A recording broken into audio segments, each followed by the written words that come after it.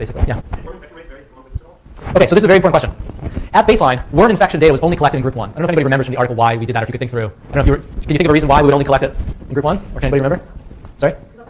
Yeah, so there were ethical reasons, which is, when individuals were tested and found to be positive, there was a whole sort of, there are ethical concerns then of having those folks be in the control group. So the treatment group was tested, but then everybody was mass treated in those schools. So if they had infections, they were treated. The way we get comparisons in terms of worm infection rates across groups was, say, in early '99, just before group 2 gets phased into treatment, we did parasitological exams among group 1 and group 2. So group 1 had received a year of deworming, they were treated. Group 2 was still controlled, they hadn't received deworming yet. So we get a treatment minus control difference there, but then group 2 was sort of brought in. So we didn't even get parasitological data for group 3 until 2001. So that was the reason. So the ethical issues impose serious constraints on the data collection, because of course that was like a basic measure as researchers we would want to have across all 3 groups, barring these important ethical concerns. Yeah. Yeah, that's a good question. It's not in this slide, but they did. They had similar family size. It's a very good question because, yeah, bigger families and lots of young kids at home would be a source of infection for sure. Yeah.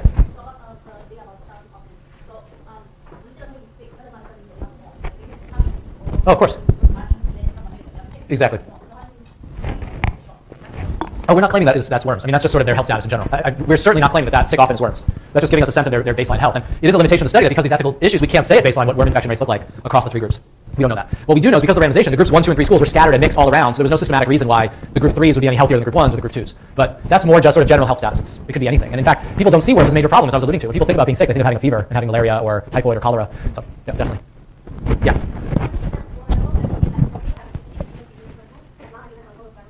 Yeah, look, with enough control variables, by chance, you are going to get some statistically significant differences at baseline. 1 out of 20 times, one of these variables is going to be significantly different across the groups at 95% confidence. So, and if you look at our table of our 30 or 40 characteristics, there are a couple that are statistically significantly different. So those are variables you could control for, in the regression. But you will never have literally hundreds of variables all perfectly balanced because there is some natural variation due to the sampling. This thing is sounding really annoying. This mic. Sorry. I don't like mics. I think it was the first time I had 2 mics on at the same time. It was a little bit unnerving. Okay, so there were again, on these variables, there were no statistically significant differences. What I want to do now that we've shown there's some balance is get to the treatment effects on some of the basic health measures, and then go through how we're going to estimate effects given externalities. So the value of this paper, I think, methodologically is twofold. First, to go through the basic treatment effects in a randomized controlled trial, and then second, to think about how you estimate treatment effects when you have spillovers. Now in this case, the spillovers are due to disease. They're epidemiological spillovers. What are some non-health related reasons why there might be spillovers that you can think of? Let's say if it wasn't a health project, but an income generating project or an education project, what are other types of spillovers you might have?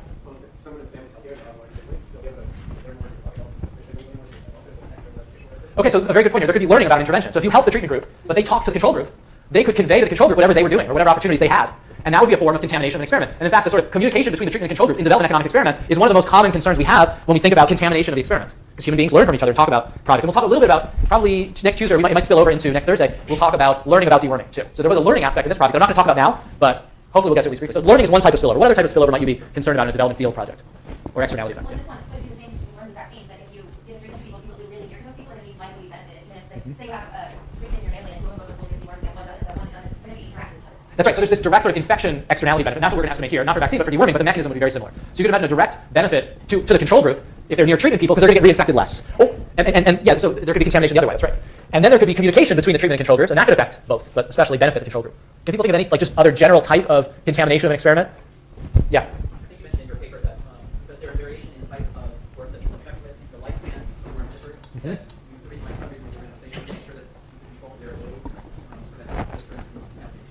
Explain a little more. So when you were doing the difference impact, I think you mentioned that some people were infected at different times. Right. Some people had the worms they're infected with had a longer lifespan. Others, and other differential impacts as a result of different types of worms you're infected with. So to prevent that contamination, you did randomize it to create a balance across the different types of worms and stuff. Okay, so that's really about ex-ante balance, but the point is well taken. Any other thoughts? We'll come back to this issue of contamination. More? Yeah. Yeah. Yep.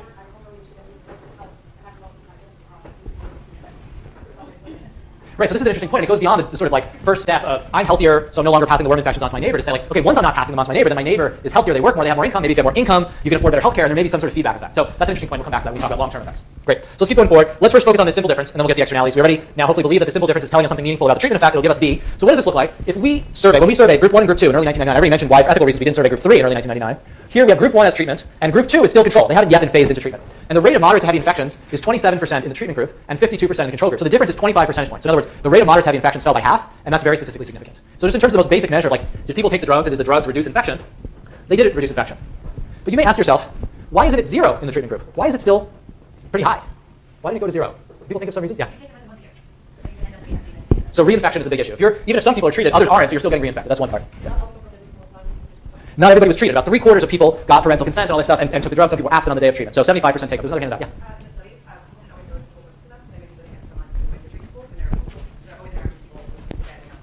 That's right. So if I'm a treatment person, but I'm sort of living near control folks, that's going to just speed up this reinfection problem. The flip side of that, too, is that the people in the control schools, say, who are living near the treatment folks, are getting healthier. And both of those effects are going to tend to dampen the difference between treatment and control. Yeah.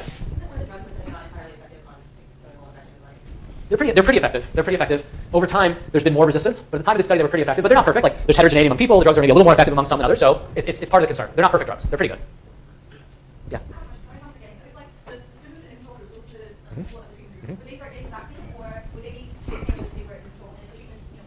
Does anybody remember what happened when people transferred between schools? If you transferred from control to a treatment school, did you get the drugs in the treatment school? You were still the same loop.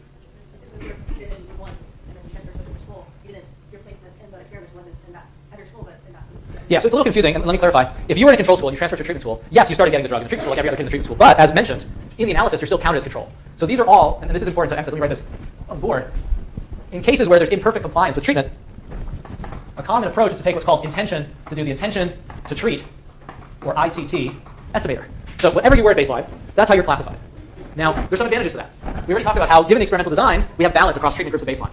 If people transfer across schools, there may be some non-random selection into who's treated and who's controlled over time. Maybe the more health-conscious people transfer to treatment schools. Now, in the last lecture, there was a question about this, and there is a table in the paper showing that the transfer rates between treatment and control were pretty low, and they were very balanced in both directions. So there wasn't like a flood of people into the treatment schools, but for those sort of moderate numbers of people that transfer from control to treatment, they're counted as control in the analysis. And again, that's going to be the kind of thing that leads, and some treatment people switch to control. So part of the reason why those treatment folks don't have zero infection is some of the treatment folks, for whatever reason, switch to a control school. There's a lot of reasons why people switch schools. And so they wouldn't have received the drugs. Yeah. Yeah.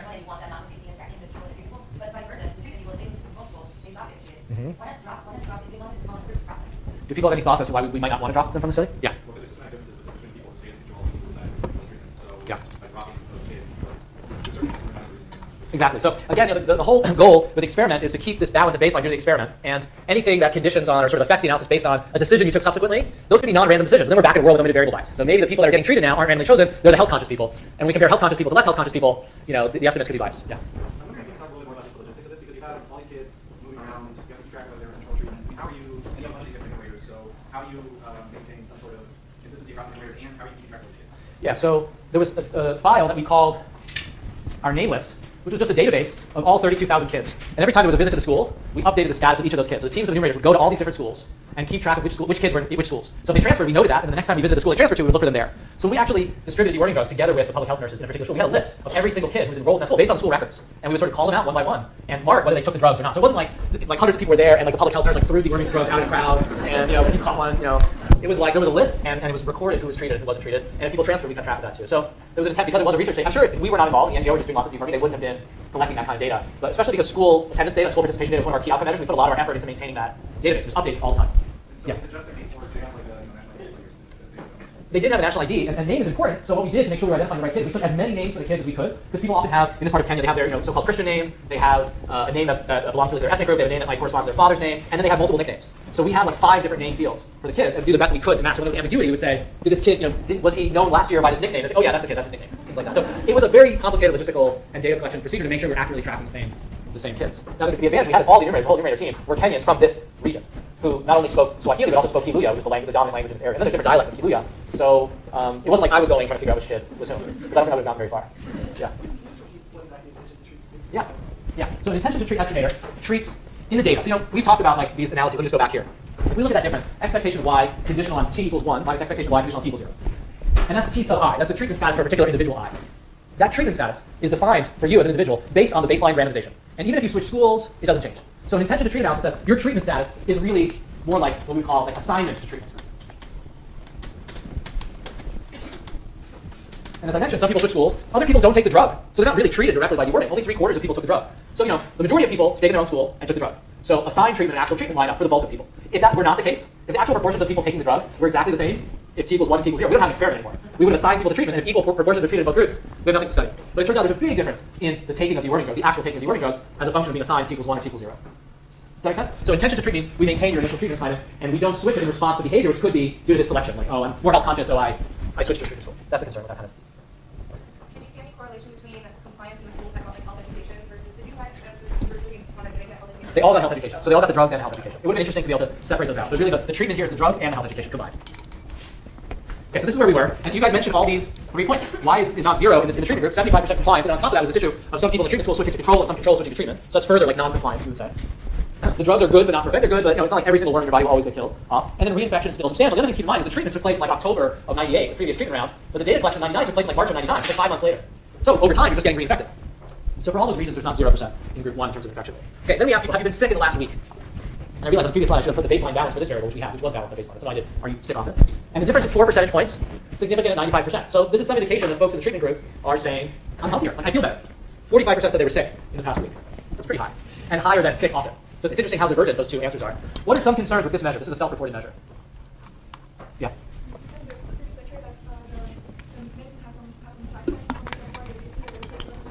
Well, this is going to be like 5 or 6 months later after treatment with this display. The side effects are initially sort of separate on that.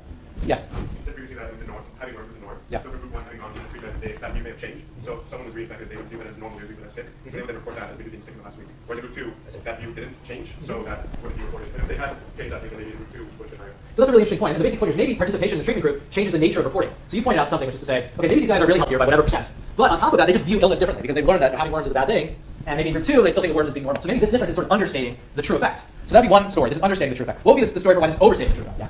Well, okay, like, with the placebo effect, where I guess again, they think, okay, I feel better because I got medicine, and then so they test double things that they're here. Yeah, so there could be a placebo effect. I got drugs. I should feel better. So that's one explanation for why the effect could be overstated. There could be another one too. Other question, follow-up question that you was like that. Yeah, maybe it sort of relates to this in terms of being led. This NGO is doing this project, and they come back to collect surveys. You feel kind of grateful for them. They did this program, so they ask you, how are you feeling? We just gave you this health intervention. I'm feeling great, thanks. Like this is like a measure of politeness, which is a very important concern with self-reported outcomes. There's some attempt, potentially, this is what people often call, get the chalk, social desirability bias. So if in the context of that interaction with the enumerator, people feel sort of obliged to say things are good, then this may not be the best measure. But at the same time, group 2 is he asked the same question, so is that fact the like both groups showing the difference between So that's one interpretation. Group 2 knows they're just about to get the drugs. They're part of this program. They're also grateful to the enumerators. So maybe that effect washes out. They're literally going to get drugs in a week after the survey. So they're like, so that's one interpretation. Yeah. Sick in general. You definitely could. You definitely could. Definitely worm infections and malaria are going to be a function of local rainfall and soil moisture and all that kind of stuff. So there's some seasonality. Would it be higher for both of them? I'm not sure if that would make a huge difference, just because recall bias, people remember pain or sickness more than it would being healthy. So if you were sick 2 weeks ago, and someone asked you, were you sick in the past week? I could say yes, because now you're thinking, That's right. you were sick. That could be. It could be. And so, you might want to ask this question in a much more specific way to get good data. When we've done subsequent surveys, and this paper's not on the reading list, but if folks are interested, I can point you to it. We did some work on measuring the impact of clean water on child diarrhea. So we asked moms about kids' diarrhea. There's sort of like the accepted ways of asking those questions, but they're incredibly specific. I mean, it's sort of like, think about this morning from this time to this time. I don't want to talk about stool samples again, so I'm not going to continue, because you guys already are kind of grossed out. But you kind of get into the details, and you only ask about the last few days, really, to get really good answers. Try to be as precise as possible. Yeah. They also go pretty high because the survey became in school and kids skipped school in line, so they were sick, so it was good. Maybe. So I guess it was fair, teachers getting right there. Could be. Could be. I mean, as part of the protocol for the surveys, there was always an attempt to isolate the respondents. Sort of like in that picture you saw, where it's like the enumerator and the respondent, 15 feet away from everybody, but it's possible they felt some pressure to do that. Yeah. I think it's possible now for group 2 students to be more likely to say because they know group 1 has much and they're asking. That's an interesting one, which is to say, group 2 folks may not fully understand the program, and they may be like, I want drugs, so I'm going to tell the enumerators I'm sick. So I tell them I'm sick, I may be the first one to get the drugs. There's so much psychology with these questions. You guys have come up with 5 totally plausible stories, and that's why the sort of rate of moderate to heavy infection, which is based again on, yes, a stool sample, that's like hard data. That's like egg counts in a biological sample, and we're going to just have a lot more confidence in those measures. That said, I will say one thing in defense of these sick questions, which is, there's a large literature, and this literature kind of developed out of the study of the elderly in the US, but now it's being applied in health economics globally in all age groups. There's a lot of evidence that people who say, yes, I am sick often, if you then track those people over the next 2 or 3 years, have much higher mortality than others, much higher morbidity, meaning illness than others, even if you control for observable health characteristics. So if you go and get someone's blood pressure, their body mass index, all these basic measures, and then ask them, this question, are you often sick? That question